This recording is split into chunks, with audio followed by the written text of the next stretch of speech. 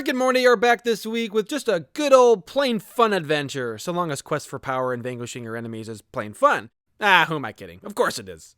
But let's not waste time, we've got only one episode left after this, the season finale, so let's revel in the joys of this episode and the season up to this point, and discuss.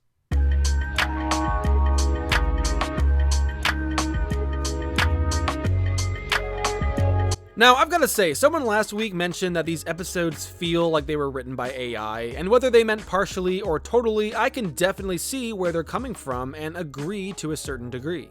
All the things we've discussed before, the lack of B-plots, the recycled and drawn-out gags, and even the overall consistency and canonical nature of this season, these all contribute to that feeling that AI has played a part in coming up with the storylines for Season 7.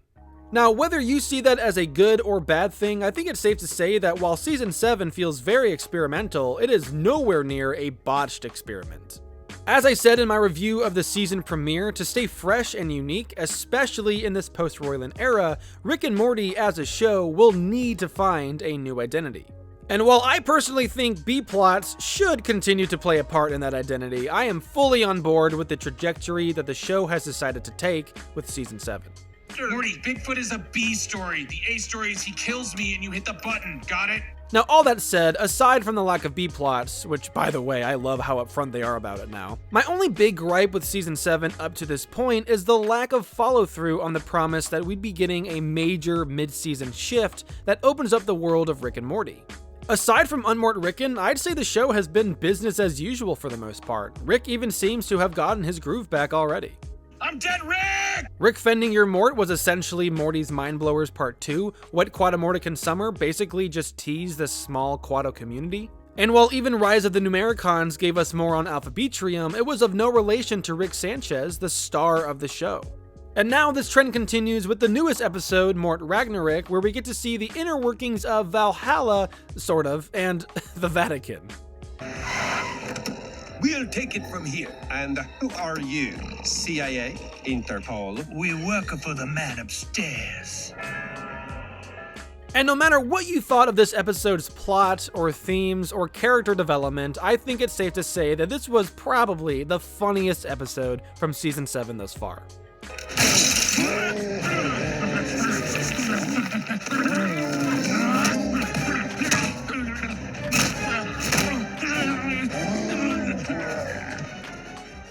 To me, it felt like a classic Rick and Morty adventure, with Morty way out of his element, and with Rick refusing to indulge Morty in some very crucial and specific information ahead of time.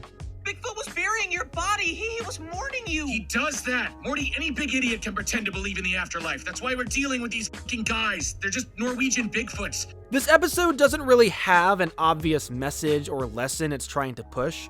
There's not even any huge character development other than the fact that it reflects on how far Rick has come, with him apologizing to Bigfoot and even admitting he's dumb in his own way. Jesus Christ, Rick, just apologize. You assumed Bigfoot was dumb, which was dumb of you. You're right, Morty. Underestimating people only gives them the high ground. People are intelligent in different ways. I know. I'm clearly stupid at knowing when other people are smart. However, the central theme that this episode employs is simply power. And throughout the episode, we see how those with more power oppress and manipulate those with less. From Rick laying siege on Valhallan Vikings. Do we even need to attack him?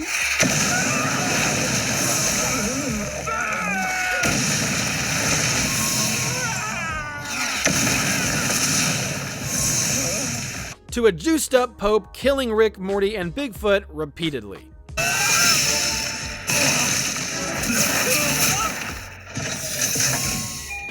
Even the repeated gag of Pokeballs gives reference to the infamous Pokemon franchise, where those with the more powerful stats often have the upper hand in battle.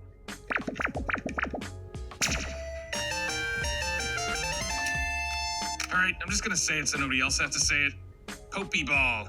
Power tends to corrupt, and absolute power corrupts absolutely. We see that very clearly here with our oh-so-sweet Pope. You will work for me. I like that the Pope is just such a generic villain. I like that he's just a vaguely European guy that just wants all the power. You're already the Pope, so you know why he wants power. You don't get into the Pope business by not wanting power. Sorry. However, power can only be absolute when it comes from a single source, or at least a unified one. And for the Pope, that is clearly not the case here, as he depends on the Vatican's riches, its resources, and those he can find and force to do his bidding. The church, you see, has many enemies, but also many rules. We can't kill. We can't command a man to kill. But you are not a man. You are a thinking beast from outside God's domain.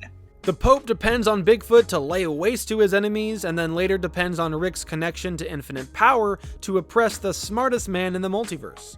He does nothing himself other than organize, coordinate, and oppress, but even though he has all the money and resources in the world, it's not enough if he has to rely on others whom he has oppressed. I think historically, you'll find those people are working against you in the long run. If need help, Bigfoot do know some guys. Pope has other monsters captive. Man, you guys really don't quit. I can do this all day. Yeah, but these guys could do it. Oh, Now, as far as the plot goes, I actually quite enjoyed it. It was simple enough with a very straightforward story structure, but it was layered with some of the best gags of the season. That wasn't him leaving, right? No way, that would be cold-blooded. I also like how it finally paid off the prophecy of Bigfoot killing Rick, as well as Bigfoot's involvement in all the marketing for this season. This episode is just another example about how canonical this season has been in general. No matter how small it may be, every episode finds a way to connect to the broader world and/or story being told. Again, it's fairly average thematically speaking, but I guess one thing you can take away is that no amount of raw power or intelligence will get you into heaven, but simply not being a jerk is a good starting point. And so Rick and Morty get a little taste of their own medicine. And then you have that awesome end where they're yelling at Bigfoot to get out of here, and he's just a normal guy now who like, kind of wants to hang out. It comes from this really sweet place, but Rick and Morty are just being mean to someone that theoretically they're friends with now. You don't have to throw things at me to say goodbye. Overall, Mort Ragnarok is a fantastic and hilarious adventure for Rick and Morty that will speak to longtime fans of the show and put a smile on their face. It continues the trends of the season with silly, extended gags, a missing B-plot, and paying tribute to plot details from earlier episodes such as with Bigfoot and Predator. You suck. Danger! Wow, that's great, buddy. It's going right on the fridge. I traded a Predator 3 muskets for it, so it is their currency. Now, the plot itself is simple enough and comes with a few holes in its logic, but it's dumb fun, and sometimes that's just what you need, and it's something the show excels at. Was it the Pope? Shit if I know. Let me check. This guy, apparently. If you're a sucker for Vikings and Norse mythology, and you enjoy the sillier aspects of Rick and Morty, then this episode is right up your alley and might just become your new favorite. Who's that Pokemon? It's Pikachu! It's the Pope. Tartar sauce. But those are just my thoughts on the episode, and I would love to see yours down in the comments below. Where does this one stand amongst the rest of Season 7 for you? We've only got one more episode left to review before the season comes to a close, so make sure you're subscribed so you don't miss that, as well as my inevitable episode ranking. If you enjoyed the review, let me know by hitting that like button, and if you want to hear more of my thoughts on Season 7 thus far, you can check out my previous episode reviews using the links in the description below. I also have a bunch of Rick and Morty rankings which you can check out using the playlist in the outro, but as for now, that's it from me. Thank you so much for tuning in. I will see you all next time.